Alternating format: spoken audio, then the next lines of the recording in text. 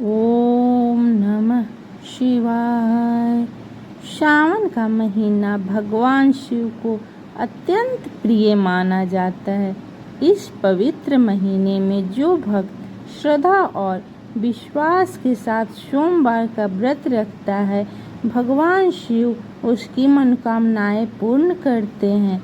आज सुनिए एक गरीब लकड़हारे की अद्भुत कथा, जिसने सच्ची भक्ति से अपने जीवन का भाग्य बदल दिया। बहुत समय पहले एक गांव में एक गरीब लकड़हारा अपनी पत्नी और छोटे बेटे के साथ रहता था। वह रोज जंगल से लकड़ी काटकर बेचता और उसी से परिवार का पालन पोषण करता था। कई बार घर में 2 वक्त का भोजन भी नहीं बन पाता था। एक दिन गांव के मंदिर में कथा हो रही थी। वहां एक संत ने कहा, जो भक्त सावन के प्रत्येक सोमवार को श्रद्धा से व्रत रखकर भगवान शिव का जलाभिषेक करता है, उसके जीवन के दुख धीरे धीरे समाप्त हो जाते हैं। लकड़हारे ने उसी दिन संकल्प लिया कि चाहे कितनी भी कठिनाई आए, वह पूरे सावन में सोमवार का व्रत करेगा। पहले सोमवार को उसने नदी से जल लाकर शिवलिंग पर अर्पित किया। उसके बाद केवल 3 बेलपत्र थे, वही उसने प्रेम से चढ़ा दिए। दूसरे सोमवार को तेज वर्षा हुई, रास्ते कीचड़ से भर गए, लेकिन वह फिर भी मंदिर पहुंचा और ओम नमः शिवाय का जाप करता रहा। तीसरे सोमवार को उसकी कमाई बिल्कुल नहीं हुई। घर में केवल थोड़ा सा आटा बचा था। पत्नी ने कहा, आज यही भोजन भगवान को अर्पित करके व्रत पूरा करेंगे।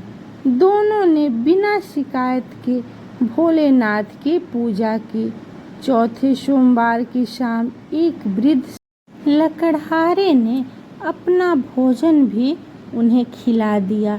साधु ने प्रसन्न होकर आशीर्वाद दिया, भोलेनाथ तुम्हारी भक्ति से प्रसन्न है।